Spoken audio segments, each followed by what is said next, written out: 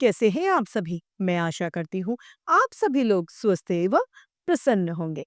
आज हम हमारा पाठ समय को पढ़ेंगे और समझेंगे। हमें सदैव ही समय की कीमत को समझना चाहिए। समय अनमोल है। समय का सदुपयोग करेंगे तो हम अपने लक्ष्य को जरूर प्राप्त करेंगे। तो आइए इस पाठ समय को प्रारंभ करते हैं। यह है हमारा पाठ 3 समय। आदमी 3 प्रकार के होते हैं। समय पर घर पर न मिलने वाले, समय पर किसी के घर न जाने वाले और न ही समय पर किसी के घर मिलने वाले। इसके बाद कुछ मुट्ठी भर जीवधारी यानी प्राणी बचते हैं जो समय पर घर मिलते हैं और समय पर दूसरों के घर भी जाते हैं। सज्जनतावश इन्हें आदमी कहा जाता है। ये असल में टाइम पीस है, यानी जो सब कुछ टाइम पर करते हैं। ये घर में रहेंगे तो टाइम पीस देखते रहेंगे और बाहर होंगे तो हाथ घड़ी देखते रहेंगे। इन्हें हम बर्दाश्त कर लेते हैं, इसीलिए इनकी चर्चा करना व्यर्थ है। चर्चा उनकी की जाती है जिन्हें सुबह 8 बजे घर पर मिलने का वादा किया था, पर वे घर पर नहीं है। हम उनका बैठक में इंतजार कर रहे हैं।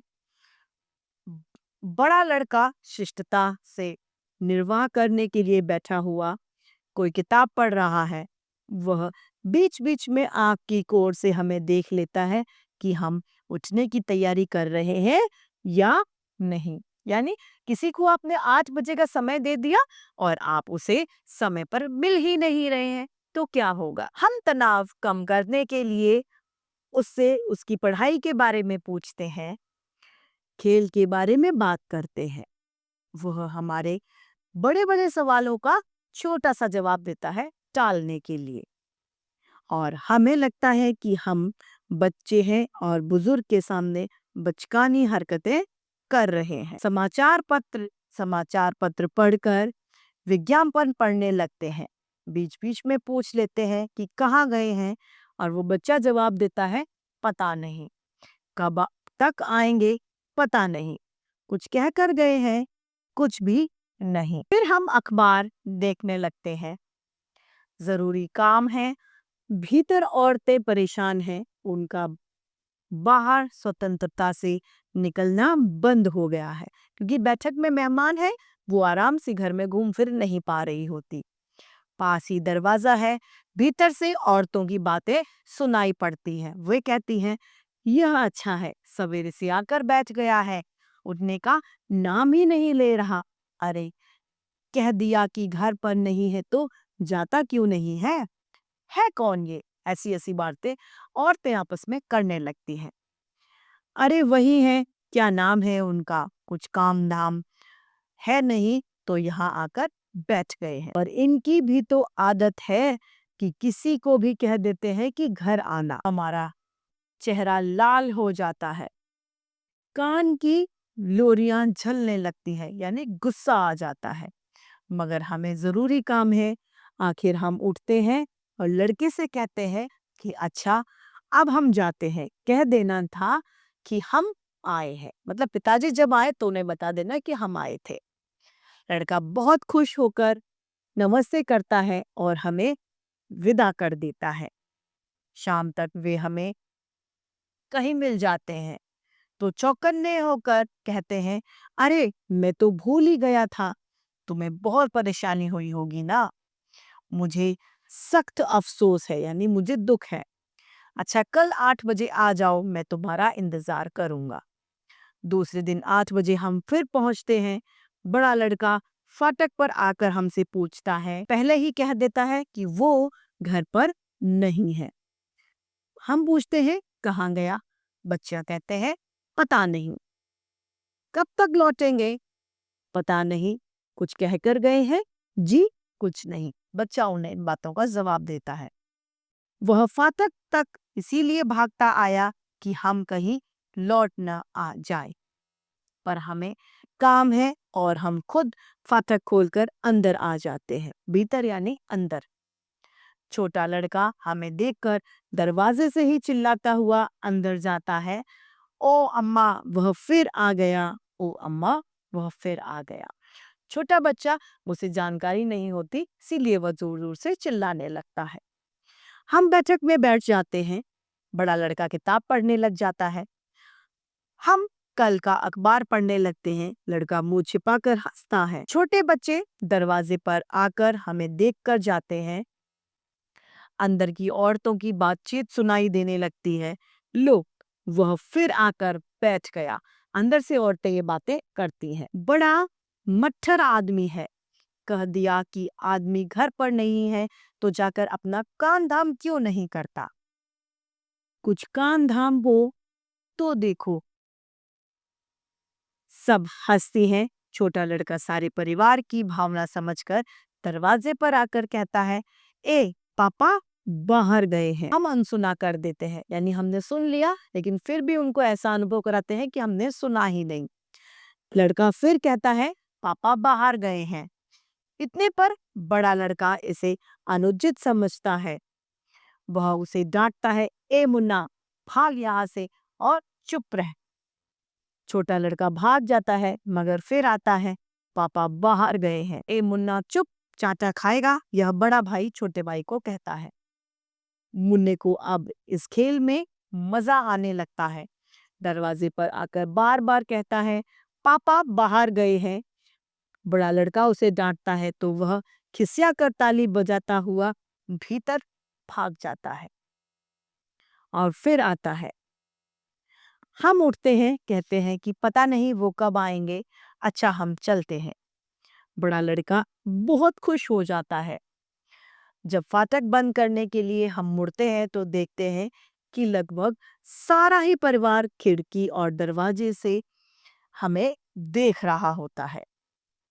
इतनी तपस्या के बाद अगर वे कभी घर पर मिल गए तो लगता है कि भगवान को ही पा लिया जाएगा, क्योंकि वह समय तो दे देते हैं लेकिन उस समय पर वहां पर उन्हें मिलते नहीं हैं।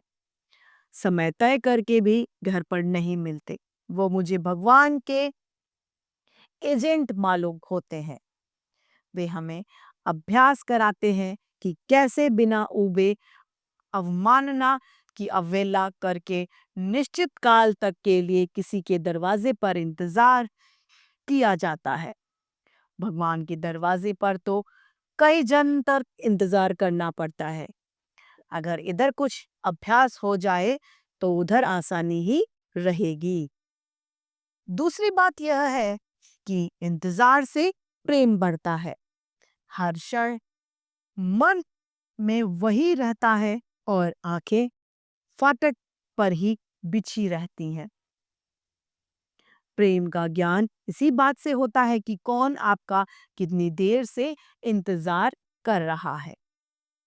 मेरे दोस्त हैं, उनमें से उनसे मैं मिलने का समय तय कर लेता हूँ, पर उस वक्त हरगिज उनके घर पर नहीं जाता। यह निश्चित है कि वे घर पर नहीं होंगे। समय की पाबंदी के लिए जितनी सावधानी चाहिए उससे कम कभी समय न मिलने के लिए चाहिए। मैं उनके घर पर ऐसे वक्त जाता हूँ जब उनके मिलने के लिए संभावना नहीं है और वे वहां पर मिल जाते हैं। वे किसी कमेटी के सदस्य हैं जिसकी बैठक में उन्हें होना चाहिए, मगर उस वक्त वो घर पर ही मिल जाएंगे। जब मेरा उनसे नया परिचय हुआ था तो कुछ औपचारिकताएं बाकी रह गई थी। तब उन्होंने मुझे दूसरे दिन 11 बजे खाने के लिए बुलाया। मैं ठीक 11 बजे पहुंच गया। मालूम हुआ कि वो घर पर ही नहीं है। आते ही होंगे, यह सोचकर मैं बैठ जाता हूँ। 12 बज गए तो मैंने लड़के से पूछे, कहाँ गए हैं? उसने कहा, कुछ पता नहीं है। मैंने कहा, कब आएंगे, कुछ बताकर कहे गए हैं? तो कहते हैं, कुछ नहीं। मैं बैठा रहा। जब 1 बज गया तो लड़के ने कहा, आपको कुछ जरूरी काम होगा। मैं उसे कैसे बताता कि क्या काम है? मैं अलबत्ता इतना समझ गया था कि परिवार में मेरे लिए भोजन का कोई भी प्रबंध नहीं है। मैं थोड़ी देर और बैठकर उठ गया। शाम को मुझे मालूम हुआ कि जब मैं उनके घर बैठा था, तब वे खुद दूसरे के घर पर भोजन कर रहे थे। मुझे मिले तो बहुत दुखी हुए। कहने लगे, अरे बड़ी गलती हो गई, मैं भूल ही गया था, फला के यहाँ बैठा था, उन्होंने बहुत जोर दिया तो मैंने वही खाना खा लिया। अच्छा, अब कल जरूर आओ। कई सालों के उसके साथ के अनुभव से मैंने सावधानी की दीवार अपने आसपास खड़ी कर ली थी, क्योंकि बार बार वो इसी तरीके से व्यवहार करते थे, अतः वो चौकन्ना हो गया था। वे जिस वक्त घर पर मिलने का वादा करते थे, उस वक्त मैं कभी जाता ही नहीं था। जब वे मेरे घर आने की बात तय करते, तब मैं बेखच के बाहर घूमता। मुझे विश्वास था कि वो उस वक्त आएंगे ही नहीं। उन्होंने शाम को 7 बजे आने को कहा तो मैं सुबह 8 बजे तक भी आ सकते हैं। वे घर से इधर आने के लिए ही निकले, पर रास्ते में जो मिल जाए उसी के वे हो जाते हैं।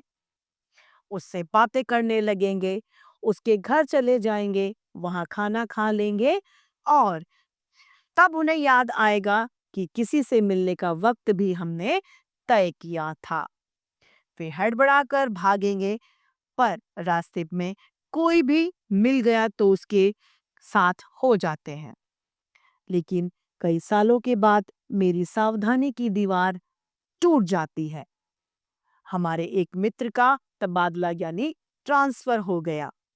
मित्र से उनके भी अच्छे संबंध थे। मिले तो वो भावुक हो उठे, अरे अब न जाने कब मिलना होगा, इतनी दूर चले जाओगे, कब जा रहे हो? मित्र ने तारीख बता दी। वो बोलते हैं, कल शाम को हमारे साथ भोजन करने आओ, तुम और परसाई दोनों आ जाना, देखो भूलना मत, मैं राह देखूंगा यानी मैं इंतजार करूंगा।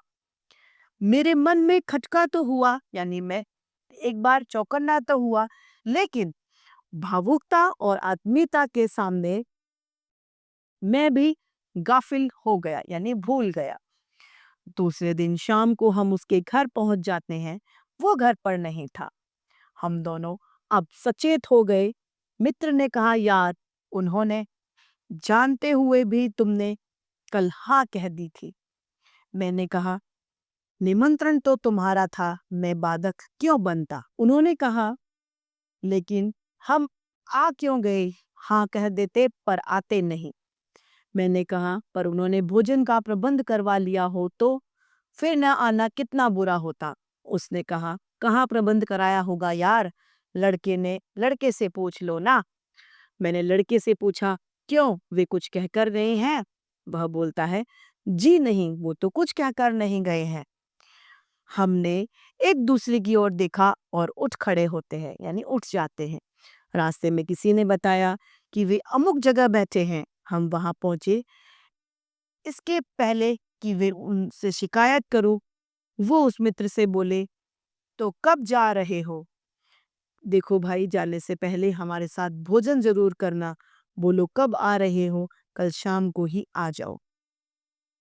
वे इस तरह बोले जैसे उन्हें तबादले का समाचार अभी मिला है। अब हम पूरी तरह रक्षा के लिए तैयार थे। मित्र ने कहा, आजकल मेरा बिल्कुल अनिश्चित है, इसीलिए समय तय करना ठीक नहीं होगा। मैं किसी भी दिन आ जाऊंगा।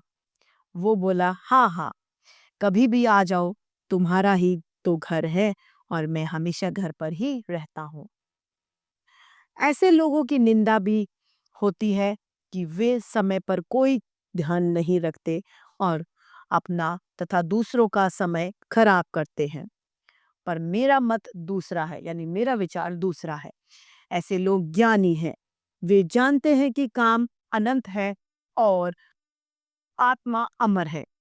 जल्दी वे करें और समय का ध्यान वे रखें जिनकी उम्र 50 वर्ष होती है।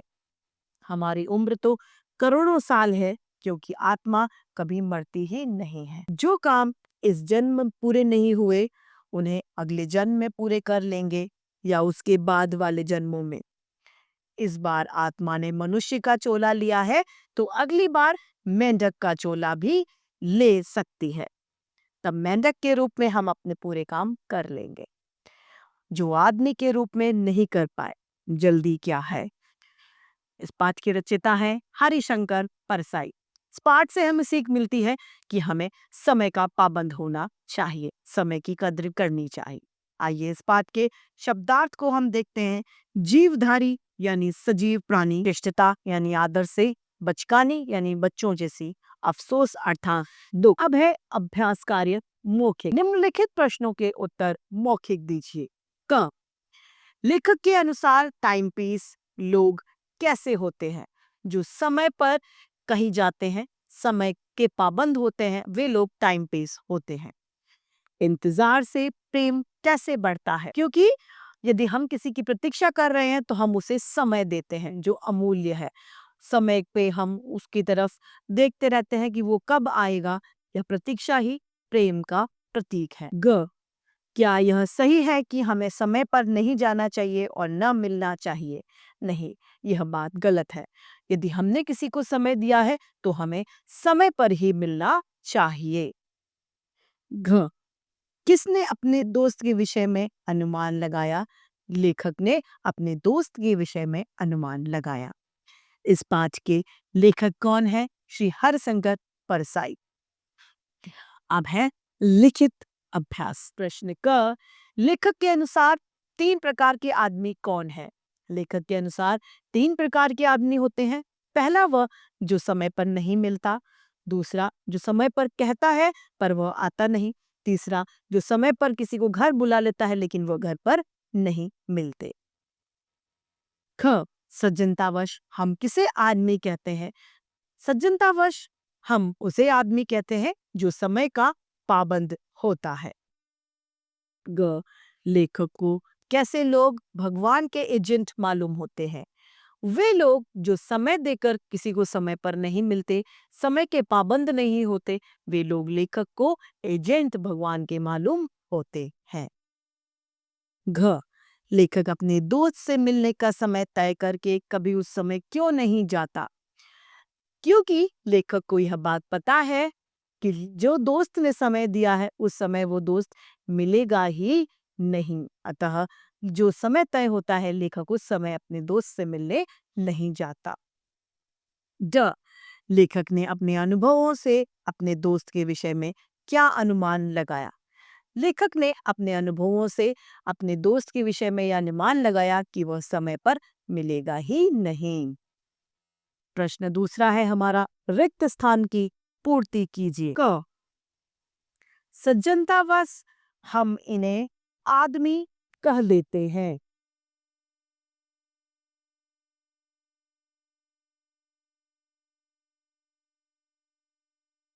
प, ये आपस में मित्र हैं।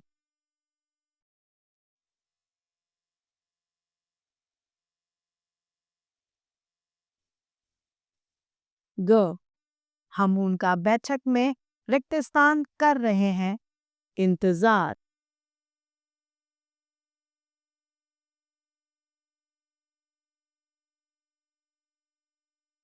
घ, लड़का मुंह छिपाकर हंसता है।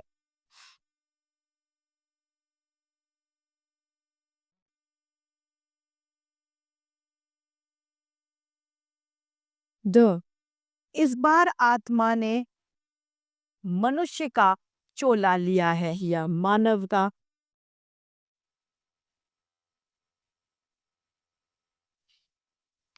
प्रश्न तीसरा है, निम्नलिखित पंक्तियों की व्याख्या कीजिए। इस बार आत्मा ने मनुष्य का चोला पहन लिया है, अगली बार वह मेंढक का भी चोला ले सकती है। तब मेंढक के रूप में हम वे कार्य पूरा कर लेंगे जो आदमी के रूप में नहीं कर पाए। इन पंक्तियों से यह लेखक यह कहना चाहता है कि हमें ईश्वर ने इतना सुंदर मनुष्य रूपी एक जीवन देकर उपहार दिया है। हमें इस जीवन में जो कार्य करने हैं वह समय रहते करने चाहिए। समय बहुत कम होता है, भविष्य अनिश्चित है। भविष्य में दुर्घटनाएं कुछ भी हो सकती हैं, अतः हमें समय का ध्यान रखते हुए समय का पाबंद बनना चाहिए तथा सभी कार्य समय पर करना चाहिए। अब है हमारे बहुविकल्पीय प्रश्न, जिसमें हमें सही विकल्प पर सही का चिन्ह लगाना है। पहला, लेखक के अनुसार आदमी कितने प्रकार के होते हैं? 5, 3, 8 या इनमें से कोई नहीं। आदमी 3 प्रकार के होते हैं। इस 5 के लेखक का नाम क्या है? रामधारी सिंह दिनकर, सुदर्शन, हरिशंकर प्रसाद या कोई नहीं, हरिशंकर परसाई। तीसरा, लेखक ने इस 5 में किसका महत्व दर्शाया है? सत्य का, समय का, धर्म का या कोई नहीं, समय का। चौथा, कैसे लोगों की निंदा होती है? जो समय का ध्यान नहीं देते, जो लड़ाकू होते हैं, जो मेहनती होते हैं, जो समय का ध्यान नहीं देते। पांचवा, आत्मा ने किसका चोला लिया है? मनुष्य का, पक्षियों का, जानवरों का या कोई नहीं, मनुष्य का। तो इस तरीके से हमारा यह पाठ समय समाप्त होता है। मैं आशा करती हूँ आप सभी लोगों को यह पाठ भली भांति रूप से समझ में आया होगा। आज के लिए इतना ही, फिर मिलते हैं। धन्यवाद।